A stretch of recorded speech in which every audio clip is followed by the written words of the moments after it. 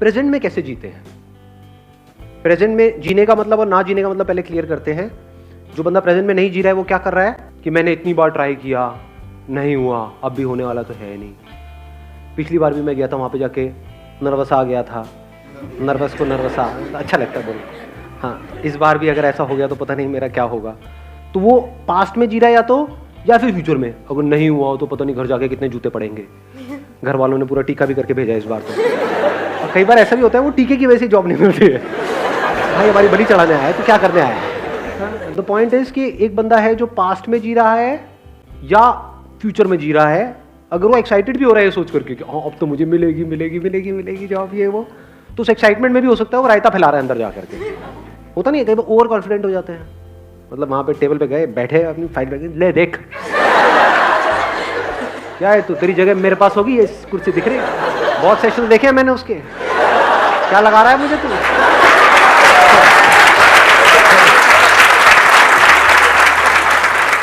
ऐसे बंदों को मार पीट के बाहर फेंकते हैं। मतलब प्यार बोलेंगे नहीं, मार फेंक दिया जाएगा ऐसे बंदों। तो कहने का मतलब ओवर कॉन्फिडेंस भी प्रॉब्लम है, अंडर कॉन्फिडेंस भी प्रॉब्लम है। अब ऐसा क्यों होता है, ध्यान से समझना।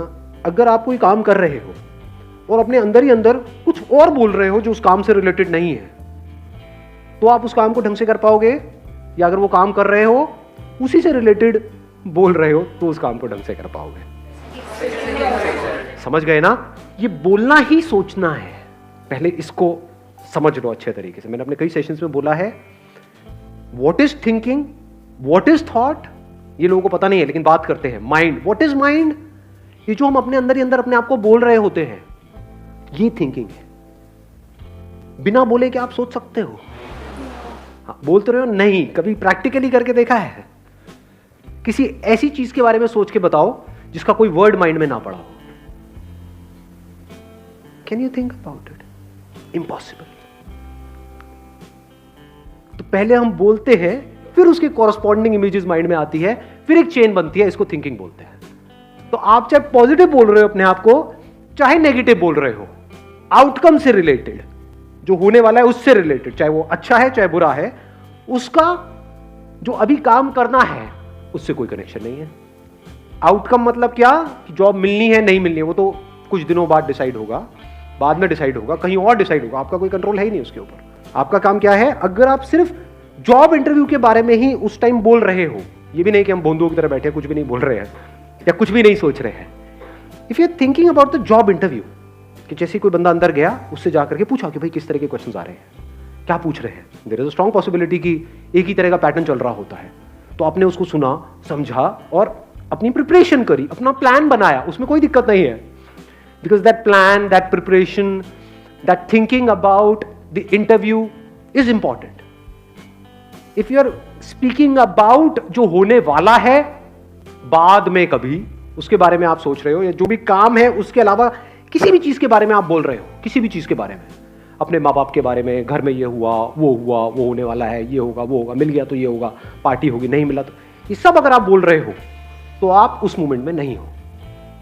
बट अगर आप बोल रहे हो उसी से रिलेटेड जो आप काम कर रहे हो, जैसे अगर खेल रहे हो फील्ड में, तो अगर उस खेल से रिलेटेड आप बोल रहे हो अपने आप को कि बंदा सामने से आ रहा है, मान लो फुटबॉल खेल रहे हो कि ये आएगा, आ करके मुझे टांग मारने वाला है, मैं गिरने वाला हूं, क्यों ना मैं ऐसा करूं, यहीं पे रुक जाऊं, इसको लगेगा मैं निकलने वाला, ये करके मैं यहां से निकल जाऊं। ये सब हो रहा है, यही थिंकिंग है। बड़ी तेजी से हो रहा होता है ये काम पूरा का पूरा। तो अगर आप उस गेम से रिलेटेड अपने आप को बोल रहे हो, सोच रहे हो, उसमें कोई प्रॉब्लम है?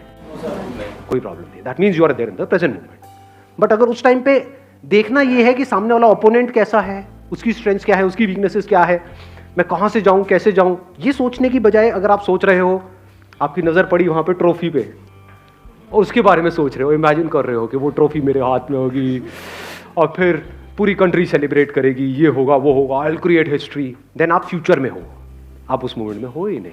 अब आप हार जाओगे। आपकी सक्सेस जो है, जिस भी फील्ड में आप जा रहे हो, उसका कनेक्शन है कि आप अपनी 100% कैपेबिलिटी पे परफॉर्म कर सकते हो या नहीं कर सकते। इसको ध्यान से समझ लेना। कुछ और, एक और लेयर निकल करके आई है। मतलब आपकी कैपेबिलिटी ये है, यहां पर है, किसी और की कैपेबिलिटी ये है, आप उससे हार जाओ, कोई प्रॉब्लम नहीं है। पॉइंट ये है कि क्या आपने अपना 100% दिया?